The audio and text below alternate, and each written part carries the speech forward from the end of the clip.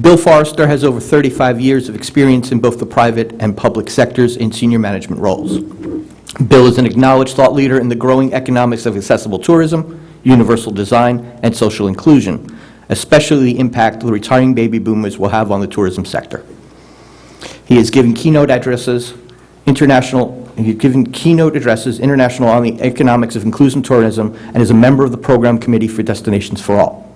TravAbility and PhotoAbility have as their missions the desire to change the way the world views people with a disability. Good morning and thank you.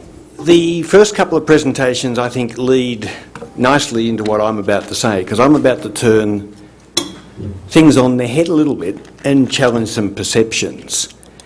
We've seen the market stats. Now let's have a look at really how the tourism industry and the general population generally see people with disability. If I put that up on there, everybody in this room would know what that was.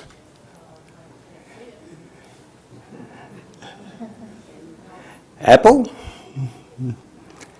Why do we know that? Because our brain is pre-programmed with a perception. If I put that up there, what's the perception that comes to people's mind? Probably an image like that.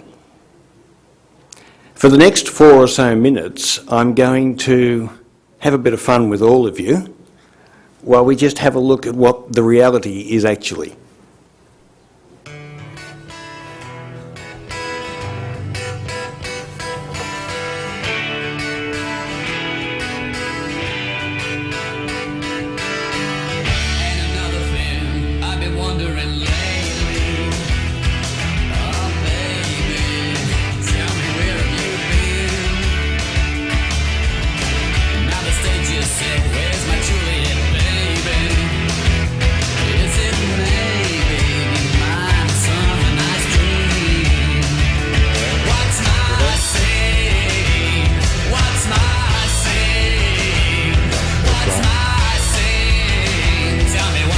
What we've got at the moment is a slideshow which is showing people, at the moment, mountain bikes, a hotel lobby lift, abseiling on the beach,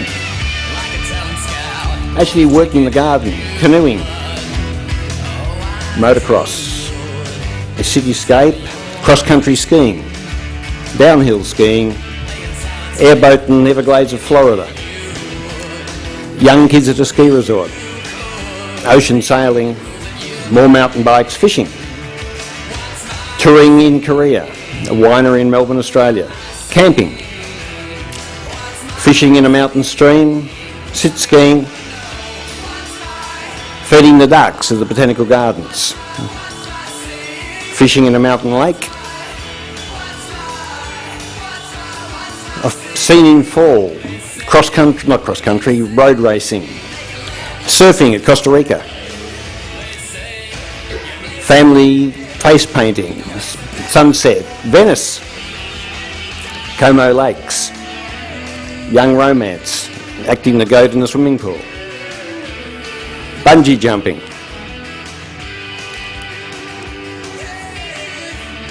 a inclusive playground, wedding, chair skating, mountain climbing, horse riding.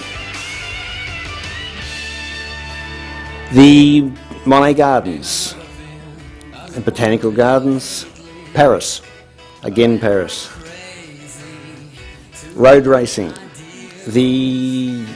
can't remember where that was taken. Family on a country path. Negotiating the stairs, this is chair skating, one of the newest sports. Mountain biking, and the City of London, competitive downhill skiing, wakeboarding, skydiving, boating, hand cycling, a tropical resort, exercise in gymnasiums, coffee with friends, chair skating,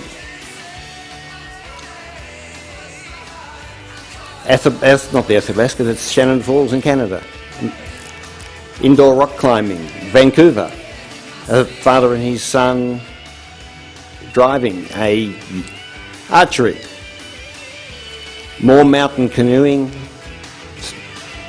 fishing on a lake,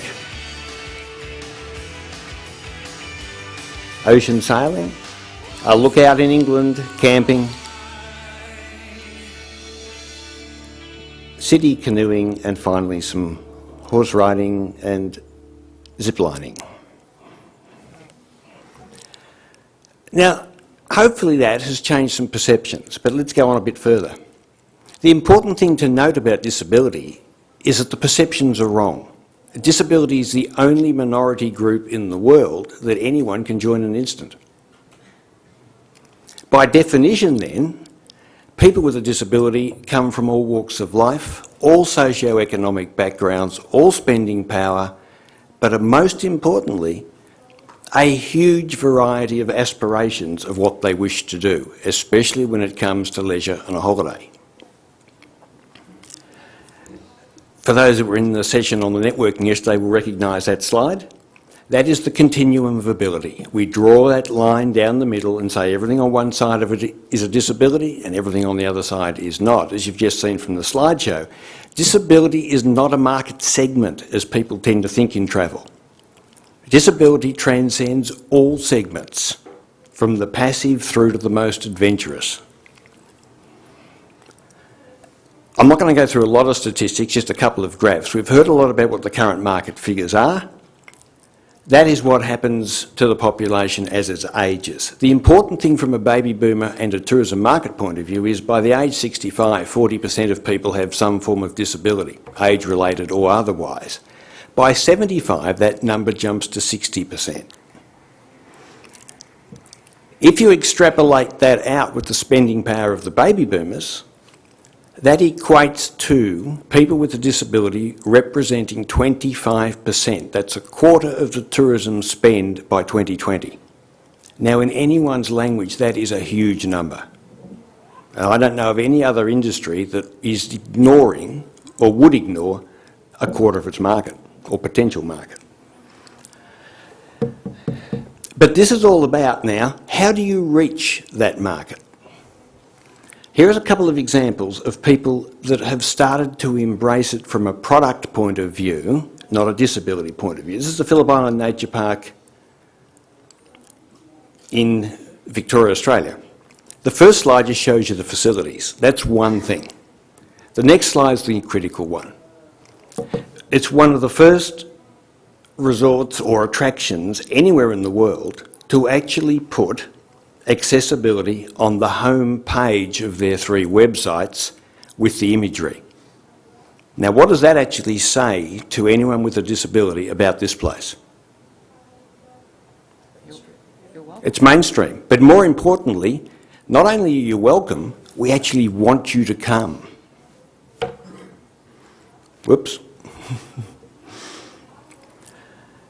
We're talking about, this is all about imagery. This one's in Victoria. Who's been to the Pritchard Gardens in Victoria, in British Columbia? Very clever, very nice, very inclusive wayfinding.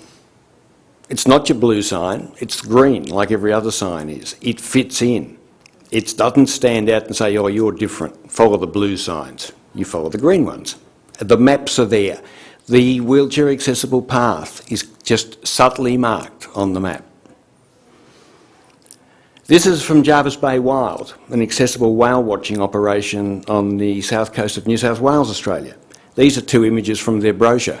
Again, it's a fully accessible catamaran, fully accessible floating warp, roll-on, roll-off, with a winch even down into the boom net at the back. But again, unlike a lot of organisations that put that effort in, this is on their brochure. They see it as a competitive advantage. Come, we want you.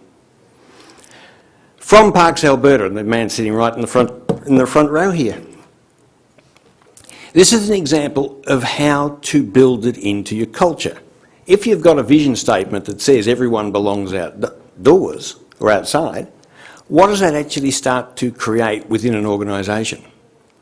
It's a culture of thinking differently. It's a culture of marketing to a group of people that you otherwise wouldn't have marketed to, because you're actually now thinking from an inclusive point of view.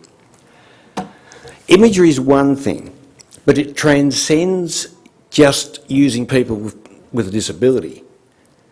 It is the whole concept of everything that you do should blend in.